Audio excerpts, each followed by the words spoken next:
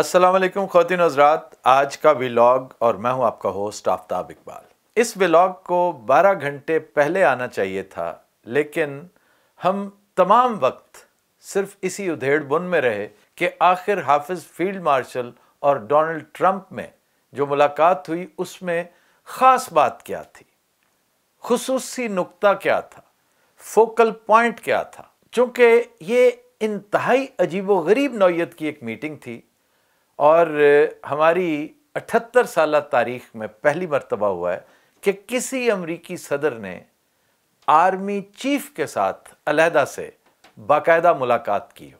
इससे पहले एक मुलाकात हुई थी बराक ओबामा की जनरल क्यानी के साथ और उसे एक इत्तफाकिया शक्ल दी गई थी, यानी he just walked into a meeting जहां पर फौजी अफसरान बैठे थे, हमारे आर्मी चीफ भी वहां मौजूद थे। गो के ये पहले से प्लान था, लेकिन चूंकि प्रोटोकॉल का तकाजा है कि आर्मी चीफ के साथ आम तौर पे अमरीकी सदर अकेले नहीं मिलते। अकेले से मुराद है कि खुसूसी तौर पर इसका एहतमाम नहीं किया जाता। तो ये एक लंच मीटिंग थी जिसमें चंद ज़ाती नौइयत की, कारोबारी नौइयत की बातें हुई, बाकी कोई डिटेल सामने नहीं आई। लगता है गोया ये मुलाकात हुई नहीं। मैं पहले इस डिप्रेशन में था कि मुझे लाइव कवरेज देनी चाहिए थी, लेकिन मैं अब शुक्र अदा करता हूं कि बजाय आएं बाएं शाएं करने के, ऐसे अंदाजे और कयाफे लगाकर गुफ्तगू करने के, बहुत बेहतर है कि मैं खामोश रहा, इंतज़ार करता रहा और चीज़ों की मैक्रो हैत पे भी गौर करता रहा और माइक्रो पे भी। मामला जिस पर मैं गुफ्तगू करना चाहता हूं वो इससे कई गुना ज़्यादा अहम है। आप यकीन कीजिए, जनरल आसिम मुनीर की ट्रंप के साथ मुलाकात यूं लगेगा जैसे पेरिफेरी पे हम डिस्कस कर रहे हैं, साइड लाइन्स पे डिस्कशन हो रही है। मैं अगर ज़ाती तौर पे इसको उन्वान देना चाहूं कोई, तो ये कि खोदा पहाड़ निकला चूहा। इसमें कोई ऐसी बात नहीं, कोई अड्डों का, कोई इंटेलिजेंस का, किसी रौले की ना ज़रूरत थी और ना ऐसी कोई गुफ्तगू हुई। कौन सा अड्डा है जो अमरीकी मांगे और हम देने के लिए तैयार ना हो, बल्कि बिचते ना चले जाएं। अब पाकिस्तान हर रोज तो ऐसे लोग पैदा नहीं ना करता जो एब्सोल्युटली नॉट कहने का हौसला रखते हो। और फिर इस खित्ते में अमेरिका के पास लातादाद अड्डे हैं। अगर उससे पाकिस्तानी अड्डों की जरूरत हो तो उसके लिए एक टेलीफोन कॉल काफी है, एक जर्नैल को बुलाना और उसके साथ बैठ के लंच करना, गुफ्तगू करना, महज अड्डों के लिए या किसी इंटेलिजेंस शेयरिंग के लिए। ऐसा कभी नहीं होता, ना हुआ है और ना ये उसकी मिसाल है। और फिर ज़ालिम खलीलज़ाद का ट्वीट देखकर तो वैसे ही अफसोस भी हुआ, शर्म भी आई। उन साहब को भी अल्लाह ने जहां मौका दिया, थोड़ा या ज़्यादा, वो अपनी भरपूर शॉट ज़रूर खेलते हैं। ज़रा अंदाज़ा कीजिए मौसूफ क्या कहते हैं कि सदर ट्रंप ने बड़ी इज्जत अफजाई की है जनरल आसिम मुनीर को, टाइम देकर, इन्वाइट करके, खाने पे बुला के। मैं महसूस करता हूँ बड़ी हद तक आमेज बात थी। चाहे वो हेड ऑफ द स्टेट नहीं है, लेकिन de facto head of the state पूरी दुनिया को पता है वही है। बल्कि ये तो आसिम मुनीर हैं। अगर आप शहबाज शरीफ को ज़हन में रखें तो मोहसिन नकवी ज़्यादा हेड ऑफ द स्टेट लगते हैं। तो इसलिए चाहे जो भी है, ये फिक्रा थोड़ा सा नामुनासिब था। उसने अपनी पुरानी किड़ निकालनी थी जो वक्तन फ़वक्तन वो निकालता रहता है। आगे चल के उसने इससे भी चाह रहा था आगे की बात की कि पाकिस्तानी जर्नैल पर एतबार नहीं किया जा सकता, और भी बेशुमार बातें उसने की। इसमें हासिल असूल क्या हुआ सिवाय इसके कि एक पोजीशन इस्टेब्लिश करने के कि जी मैं for all practical purposes head of the state हूँ पाकिस्तान का। तो जनरल साहब वो तो आप पहले भी थे, किसी की मजाल है, आप बिला शिरकत गैर इस वक्त मुक्तदर हैं, मुक्तदर आला हैं। तो इसके लिए आपको इस तरह के किसी हथकंडे की या बहाने की ज़रूरत नहीं थी, बल्कि उल्टा मैं समझता हूँ कि यह गुनाह बेलज़्ज़त है जिसका आपने इर्तिकाब किया है। क्यों? इसकी 2-3 वजूहात हैं, आगे चल के आएंगी, क्योंकि आज का जो असल और हसास मौजू है उसकी तरफ मैं बाद में आऊँगा। इस गुनाह बेलज़्ज़त वाली बात को मैं थोड़ा सा क्वालिफाई कर दूँ कि अब चूँकि अमेरिका को लाजमी जंग में प्लंज करना पड़ेगा, उसको ना चाहते हुए भी, मैं रोज़ ये कहता हूँ आपसे, ना चाहते हुए भी जंग में कूदना पड़ेगा। बड़े पैमाने की तबाही होगी, ईरान में तबाही मचेगी, जवाबी कार्रवाई भी होगी। लेकिन जब भी ईरान का नुकसान हुआ, चाइना, रशिया, ईरान और पाकिस्तान के अंदर प्रो ईरानी कम्युनिटी कनखियों के साथ जनरल आसिम मुनीर की तरफ देखेगी। अब उस वक्त जनरल साहब कहेंगे भाई मैंने तो ना कुछ दिया है ना लिया है, लेकिन ये रियलिटी होगी। परसेप्शन इससे कहीं ज़्यादा स्ट्रॉन्गर है और परसेप्शन यही है कि आप वहाँ जाकर सब कुछ लिख के दे आए हैं। हालांकि ये सब कुछ करने के लिए आपका जाना हरगिज़ ज़रूरी नहीं था। मैंने पहले भी गुजारिश की है, जिस चीज़ की उन्हें ज़रूरत है वो फ़ोन करके आपसे मनवा सकते हैं।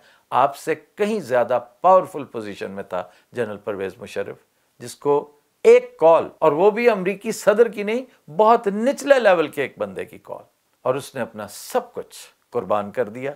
आज हम रोते हैं कि जी इतने हजार बंदे मरवा लिए, इतने $100 बिलियन का नुकसान करवा लिया, ये वॉर अगेंस्ट टेरर है कि हमारी जान नहीं छोड़ रही, ब्ला ब्ला ब्ला। ज़ल्मे खलीलज़ाद ने जो बात की, इसके अंदर जो हद तक थी जिसकी मैंने निशानदेही की या महसूस की, उसमें मजीद इजाफा, बल्कि जिसे कहते हैं एडिंग इंसल्ट टू इंजरी, वो तब हुई जब डोनाल्ड ट्रंप ने नरेंद्र मोदी को, इंडियन प्राइम मिनिस्टर को, कनाडा से वापसी पर, जो बिल्कुल हमसाए में, यानी साथ वाले घर में आपका कोई दोस्त बैठा हो तो आप उसे दरखास्त करें कि भाई जाते हुए खाना मेरे साथ खाते जाना या चाय कहवा पीते जाना, तो वो आपको दरखोरे इतना ही ना समझे, माजरत करे और चला जाए। चुनांचे ये सब कुछ इसी दौरान हुआ है।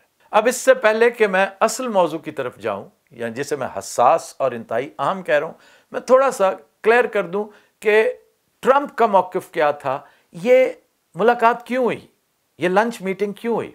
इसका सेहरा जैक विटकॉफ के सर है। ये स्टीव विटकॉफ का बेटा है, क्रिप्टो करेंसी का एक्सपर्ट है, क्रिप्टो करेंसी गुरु कहलाता है, और हमारी तरफ से बिलाल बिन साकिब हैं जिन्हें हमने क्रिप्टो के हवाले से काबीना का मेंबर मुकर्रर किया है। वो मोहसिन नकवी, जैक विटकॉफ, ये सारे मिल मिलाकर आपस में दोस्त भी हैं, आपस में इनके ताल्लुकात हैं, और इन्होंने औखे सौखे होकर सदर को आमादा किया कि फील्ड मार्शल साहब को ये टाइम ज़रूर दें। In the given circumstances field marshal साहब के पास अगर कोई ज़ीरक एडवाइज़र होता, कोई सियाना बंदा होता, तो कभी मशवरा ना देता कि आपको इस तरह की मीटिंग हरगिज़ नहीं करनी चाहिए। आप इसका इंतज़ार करते हैं, आपको किस चीज़ की ज़रूरत है, कौन सी तहरीक है जो चलने जा रही है, और हालात अजीबो गरीब हैं इस वक्त। हत्ता कि जो तहरीक चल रही थी वो कॉल ऑफ कर ली है खान ने, क्योंकि ये सारी चीज़ें बैक बर्नर पे चली जाती हैं जब जंग हो रही होती है। जंग की तरफ मैं आता हूँ आगे चल के। इस हवाले से ट्रंप ने ये एक अच्छी बिजनेस मूव की है, इसको कारोबारी मूव कहा जा सकता है, कि उसे पता है कि मेरे बच्चों का ये काम है कि ये जो जैक विटकॉफ है ये उसके बेटे के साथ मिलके क्रिप्टो के ऊपर काफ़ी काम कर रहा है। तो पाकिस्तान में क्रिप्टो माइनिंग के हवाले से, डाटा सेंटर्स के हवाले से काफ़ी अहदो पैमा किए गए हैं, और इसमें सबके लिए, फरीकैन के लिए काफ़ी फ़ायदा है।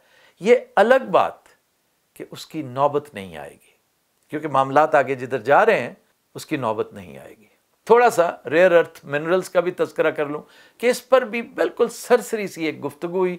आप यूँ समझें कि पाकिस्तान ने सब कुछ भी ऑफ़र कर दिया हो तो इन सारी चीज़ों को मैच्योर होने में 10 साल लग जाते हैं। इसलिए ये सब दूर के ढोल हैं जो सुहाने होते हैं। फौरी नौयत का कोई मामला इस वक्त काबिल तवज्जो है ही नहीं। जो काबिल तवज्जो चीज़ें हैं उसकी तरफ हम अब आते हैं। नंबर 1, इसराइल के पास जंग का मसाला बहुत थोड़ा रह गया। अब क्या इसमें नई बात क्या है, आप भी उतना ही जानते हैं जितना मैं जानता हूँ, पूरी दुनिया जानती है कि Israel is running out of resources. जो इस तरह के ये स्पेशल रिसोर्स होता है जंग का, चुनांचे उसने मजीद शोर मचाना शुरू कर दिया कि मर गए, लुट गए, आओ और हमारी मदद करो। अभी आपने सुना होगा कल 5वां F-35 गिर गया है। नेतन्याहू ट्रंप की जान को रोए चला जा रहा है कि वो अकल नु हथ मार, खुदा का नाम है, हमें हेल्प करो, और वो आगे से ट्वीट पे ट्वीट करता चला जा रहा है। उसका ख्याल है कि ट्वीट करने से ईरान डर जाएगा, और बमबारी करके हौसियों को तो तुम डरा नहीं सके, बरतानिया भी और तुम भी पूरा 1 महीना बमबारी करते रहे, क्या उसका बाल भी बांका नहीं हुआ। इस तरह की ट्वीट को डिप्लोमेटिकली ब्लिंकिंग कहते हैं। डिप्लोमेसी की जबान में ये ब्लिंकिंग कहलाता है, यानी आंख झपकना। तो आंख किसने झपकी? ट्रंप ने। सस्टेन किसने किया? ईरान ने। ईरानियंस आर नो होसीज, उनसे 10 हाथ आगे हैं। उनके अंदर रेजिस्टेंस भी है, रेजिलियंस भी है और फायर पावर भी है। इसलिए इसको इतना इजी नहीं लिया जा सकता। Now all the more reason to drag Donald Trump into the war. इसके लिए मैं बड़े दिन से कह रहा हूं कि कुछ ना कुछ ये करेंगे, क्योंकि इनके पास वो इंफ्रास्ट्रक्चर है ना, इतनी आसानी के साथ जब चाह कोई ना कोई थिएटर, जिस तरह हम अपने शो में मिनी थिएटर बर्पा करते हैं, ये कोई इंटरनेशनल वाकया बर्पा कर देते हैं। कुछ भी ऐसा हो सकता है, कुछ भी ऐसा अमेरिकन सॉइल पे हो जाए, अमेरिकन पर्सनैलिटी के ऊपर हो जाए कि लामहला ये ट्वीटों वाली सरकार जो है इसको जंग के अंदर कूदना पड़ जाए।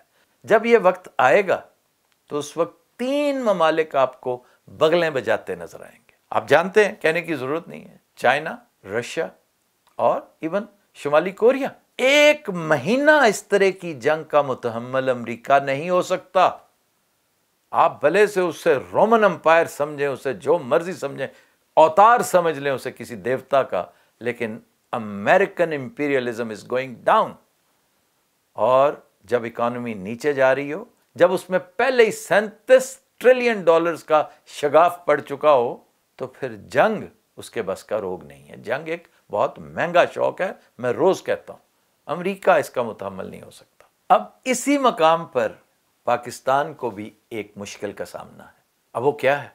इंडियन प्राइम मिनिस्टर की रगे मार धाड़ एक बार फिर फड़कने लगी। उसका रवैया, उसकी गुफ्तगू, उसके उम्माल, उसके चहेते, उसका मीडिया वही जहर फिशानी फिर से करने लगा है जो आज से महीना 1.5 महीना पहले वो करते आए हैं। थोड़ी देर के लिए जैसे एक वक्फा होता है ना, अब वो फिर से अपने फर्मे में वापस आ रहे हैं। अब इंडियन फॉरेन सेक्रेटरी की गुफ्तगू सुनिए, जिसपे बार बार वो चिल्ला चिल्ला कर कह रहे हैं कि भाई हमारे प्राइम मिनिस्टर ने प्रेसिडेंट को मुंह पर कह दिया कि भाई तुमने कौन सा सीज फायर करवाया, तुम क्यों गलत क्रेडिट ले रहे हो, ये तुम्हारा काम नहीं था, और कोई ट्रेड टॉक नहीं उसके नतीजे में, ये बहुतान तराजी कर रहे हो तुम। ये 2 बेलिजरेंट कंट्रीज के एमओज ने आपस में तय किया, और वो तो ये भी कह रहे हैं कि पाकिस्तान की तरफ से ये रिक्वेस्ट आई थी। और आपको याद होगा, मैं काफी अरसा पहले ये कह चुका हूं कि जब इस तरह की रुकावट आती है जंग में, को वक्फा आता है, को थोड़ी देर के लिए व्हाइट फ्लैग लहराया जाता है, तो उसका मतलब कोई टॉक्स नहीं होता, बहुत सारी और चीजें होती हैं। कोई थोड़ी देर के लिए सांस लेना भी होता है, क्योंकि दोनों तरफ इंसान लड़ रहे होते हैं। अपने जख्मी और शोहदा उठाने के लिए यह मामला किया जाता है। और यह बड़ी पुरानी रिवायत है कि जब एक तरफ से रिक्वेस्ट जाती है तो दूसरा इनकार नहीं करता, क्योंकि ये बहुत थोड़े वक्फे के लिए होती है। यहां यह वक्फा तूल पकड़ गया और उसकी बेशुमार वजूहात हैं। वो वजूहात इंडियंस को हमसे ज्यादा पता है, क्योंकि इंडिया को जब एहसास हुआ कि उसकी प्रिपरेशन उस लेवल पे नहीं है, क्योंकि हमें समझने में इंडिया से तकरीबन वही गलती सरजद हुई जो ईरान को समझने में नेतन्याहू से सरजद हुई थी। इसलिए जब हाथों में हाथ पड़ा तो पता चला कि भाई हमारा तो यहां पानी मर रहा है, हम इनकैपेसिटेटेड हैं। ये मामला तो हमने सोचे ही नहीं थे, हमने एंटीसिपेट ही नहीं किए थे। तो आपने वो वक्त हासिल किया और इसी दौरान आपने जंग की तैयारी की। आप इससे इनकार करते हैं कि आप सुबह शाम जंग की तैयारी करते रहे। आप ब्राजील तक जा पहुंचे, उससे पुराना इस्तेमाल शुदा जहाज तकरीबन नए की कीमत में आपने फौरन खरीदा, जो एवैक्स का काम करता है, उसे एम्ब्रेयर कहते हैं। फिर आपने उसको रिफर्बिश किया, उसके अंदर मजीद बहुत कुछ आपने ऐड किया, उसको तैयार चालू हालत में किया, बेहतरीन किया, क्योंकि इस तरह की चीज तो पहले ऑर्डर करनी पड़ती है और आपके पास बकौल आपके टाइम नहीं है। आपने तो बहुत जल्दी मक्कू ठपना है किसी का, इसलिए आपने टॉप डॉलर खर्चते हुए वो ब्राजील से जाके ये जहाज खरीदा। फिर आपने आइस ब्रेकर्स लिए। अब ये state of the art missile है, ये स्टेल्थ है, ये बड़ी खौफनाक टेक्नोलॉजी है। और ये किसके पास है? ये इसराइल के पास है।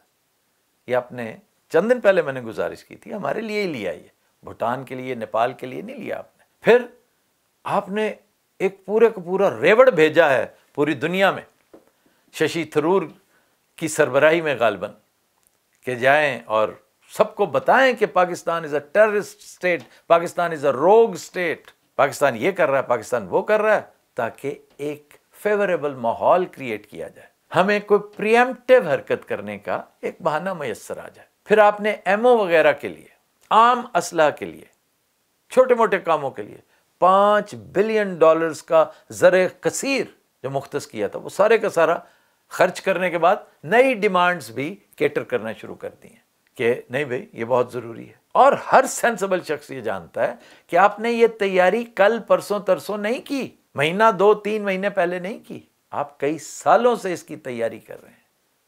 तो इसलिए आपके पास तो स्टॉक पाइल काफ़ी है।